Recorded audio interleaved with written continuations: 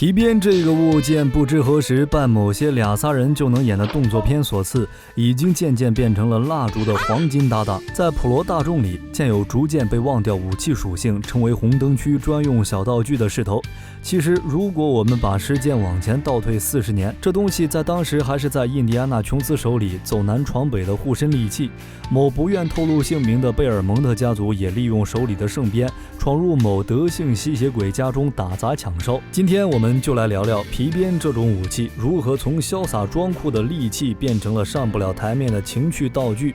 鞭子的历史其实非常长，最早起源于什么时候没有史料的记载，但是在春秋战国时期，鞭子就已经非常流行了。不过打从一开始，它就比起战场更多的在其他场合抛头露面，比如说对犯人行刑、庆贺、骑马都需要用到鞭子。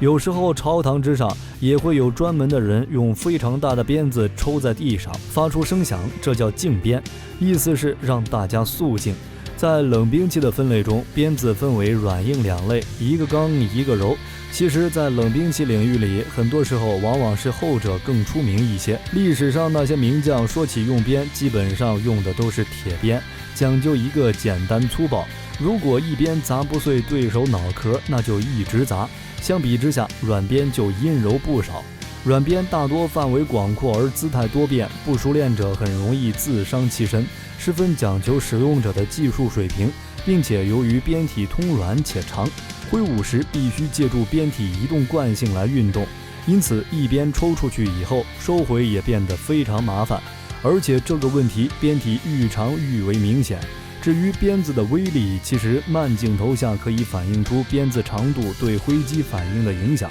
鞭击威力最强之处集中在鞭尾，击中能使对方皮肤破裂，造成剧痛。但相比其他有刃或钝击兵器，鞭击欠缺打出致命伤害的能力，而且破甲能力几乎为零。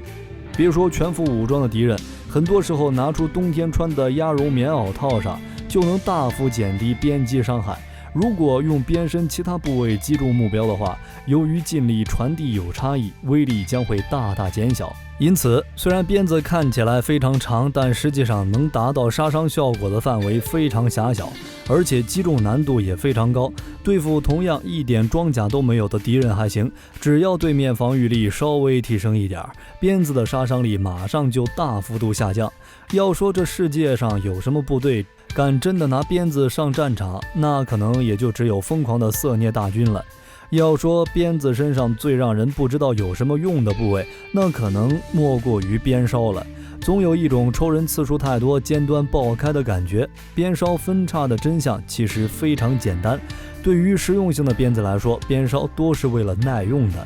因为鞭身足够长，力传导到皮鞭末端会产生巨大的力量，抽在硬物上非常容易使鞭梢劈掉或者断掉。多鞭梢可以减短更换鞭梢的频次，让鞭子更耐用一些。而那些特殊用处的鞭子往往会做的鞭梢很多，也是这个道理，纯粹是为了分散力度做的。同样的力度，受力面积越大，压强越小，越不疼。某种意义上也算是给入门选手一个满足自身欲望的同时，又不至于饱尝皮肉之苦的捷径了。至于多个鞭梢抽起来更刺激什么的说法，就交给各位有探索精神的硬核观众自己去解锁其中的快乐了。在影视作品里不时出现以皮鞭主动卷物或是卷走敌人兵器的情节，其实在现实中并不常见。诚然，若以铁链鞭或皮鞭鞭身击中固定物体，鞭身有机会因动作惯性而卷在其上，但并不一定能够卷实目标。即使刚好卷实目标，同时也代表手中软鞭不能轻易撤去，失去继续挥动攻击的功能，变相敌我兵器一起无效化，得不偿失。另一方面，皮鞭基本上欠缺格挡能力，只能透过不断挥动来威胁对手，一旦一击不中，或是未能击中要害，让对方趋至近身，皮鞭便会失去了有效攻击能力。由于软鞭伤害有限，对用者技术要求高，又需要较大范围的空间挥动，跟讲求实用阵型活动的战场完全不合，所以一直以来都只作为民间武术兵器使用。反之，金属制的硬鞭却确实盛行于唐末两宋期间，作为战踢破甲兵器使用。鞭子在空中挥击，时不时会发出啪啪的巨响。那到底是怎么形成的呢？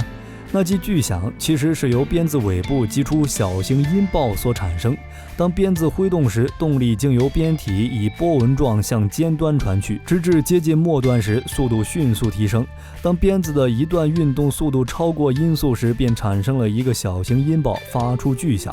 在这层意义上，这是冷兵器时代唯一的超音速武器，同时也是人类创造的第一件可以超越音速形成音爆的武器。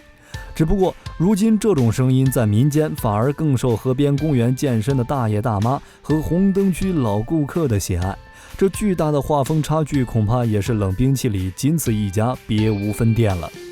总之，看到这里，鞭子好像一直给人一种武德相当不充沛的感觉，就这么当红灯区小道具好像也挺好。但是鞭子啪啪响的这种效应被称为鞭打效应，这种效应最后却在另一个领域变相给鞭子注入了一波武德。鞭打效应应用的最多最广泛的还是在运动领域，因为人体在结构上也是由关节相连，因此人类在不断追求更高的运动速度和力量时，便可以借助鞭打效应原理作为黑科技来实现突破。那么如何利用人体有限的条件发挥出更大的力量呢？这就需要调动人体全身尽量多的部位，越多关节的参与就能攒积越大的能量，将鞭打效应发挥得越为极致。怎么样，人体很神奇吧？格斗训练里对鞭打效应看得很重，因为这可以最大限度增加攻击威力。散打里面最基础的鞭腿就是利用这种效应的典型。就算不直接攻击，标枪、铅球甚至棒球投手，他们投掷臂鞭打动作技术的好坏也会直接影响投掷的速度、距离。对于鞭子这种武器，你印象最深的使用者是谁呢？揭开历史面纱，探寻神秘冷兵器。本期的分享到了这里就结束了，喜欢冷兵器的朋友可以点个关注，下期和您分享更精彩的内容。我们下期内容再见。